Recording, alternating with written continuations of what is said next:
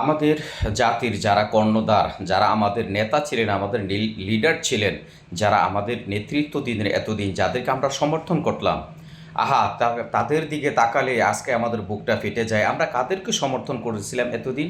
আমরা কাদেরকে সামনের সারিতে সবসময় পাঠিয়েছি যারা এই দেশের জন্য কাজ করবে, এই জাতির জন্য কাজ করবে, কিন্তু আল্লাহ পাক তাদের আজকে নগ্ন চেহারা আজকে পুরো জাতির কাছে আজকে আপনার প্রকাশ করে দিতেছে, আজকে প্রকাশ পেয়ে যাইতেছে। সাধারণ একটা বিষয় যেটা হচ্ছে আপনার কল্যাণমূলক কাজ, জাতির সেবামূলক কাজ, সেই কাজটাকেও তারা আজকে বিকৃতভাবে দেখতে চায়। ঢাকা বিশ্ববিদ্যালয়ের ভিতরে যে বর্তমানকার প্যানেল যারা বিজয়ী হয়েছে, তারা ওই যেই আপনার স্টুডেন্ট ছিল ওদের কাছে যে ওয়াদাবদ্ধ হয়েছিলেন যে আমি তোমাদেরকে ভালো ভালো কাজগুলো তোমাদের করে দেব, যে তোমাদের সমস্যাগুলো ছিল সমাধান করে দেব, যে হলের সমস্যা, সিটির সমস্যা, থাকার সমস্যা, খাওয়ার সমস্যা, এগুলো আমরা সমাধান করে দেব যে কোনো মাধ্যমেই হোক।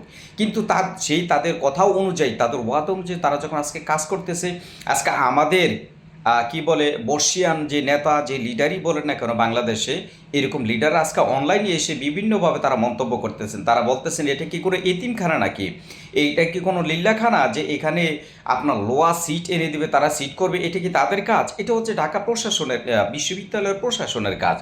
এটা তারা প্রশাসন কাছে আবেদন জানাবে, তারা আন্দোলন করবে, সংগ্রাম করবে, এটা তারপরে যে প্রশাসন তারা পাশ করবো, তারা চাইতেছে এটা। অর্থাৎ এই নেতাগুলো আমাদের বাংলাদেশে এতদিন এই যে এত সমস্যা, এত প্রবলেম তারা কখনো সলভ করেনি, সলভ করতে চায়ও না যে এই সমস্যার সমাধানগুলো হয়ে যাক, এই জাতি শান্তিতে আপনার মোটামুটিভাবে তারা বেঁচে থাকুক। তারা চায় সবসময় তারা আন্দোলন, তারা ফাসাদ, তারা মারামারি, কাটাকাটি, আন্দোলন, তারা সবসময় এগুলোকে সবসময় ভালোবাসে, তারা এইগুলাই লাইক করে। তারা চায় না এই জাতির কোনো কিছুই তারা সংশোধন করুক অথবা সংশোধন হোক। তারা বলতেছে এটা কি তাদের কোনো ব্যক্তিগত কাজ? এইটা এই ঢাকা বিশ্ববিদ্যালয়ের যে প্রশাসন, এইটার তার আইনের বহির্ভূত। আর বাবা, তোমরা যে এই যে আজীবন বাংলাদেশে ক্ষমতায় চাকতে চায়, এটা কোন ক্ষমতার বৈধতা? এটা কোন আইনের বৈধতা? আল্লাহ পাক কি তোমাদেরকে দুনিয়াতে পাঠাইছে তোমরা জন্ম থেকে শুরু করে মৃত্যু পর্যন্ত তোমরা এই জাতির নেতা থাকবা, লিডার থাকবা? এখানে অন্য কোনো মানুষের অধিকার নাই, অন্য কারো কোনো হক নাই।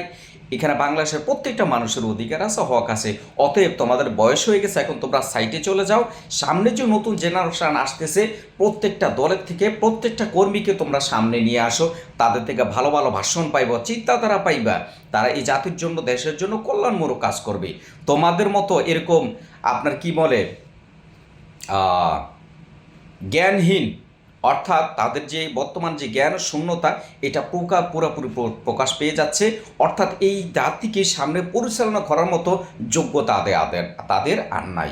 অতএব বর্তমানে নতুন জেনারেশন সামনে নিয়ে আসতে হবে।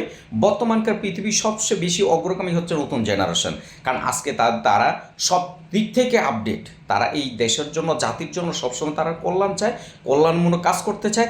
এইসব নেতাদেরকে, এইসব লিডারদেরকে, এইসব ছাত্রদেরকে আমরা সামনে সবসময় অগ্রগামী চাই, এবং আসতে হবে, অবশ্যই আসতে হবে।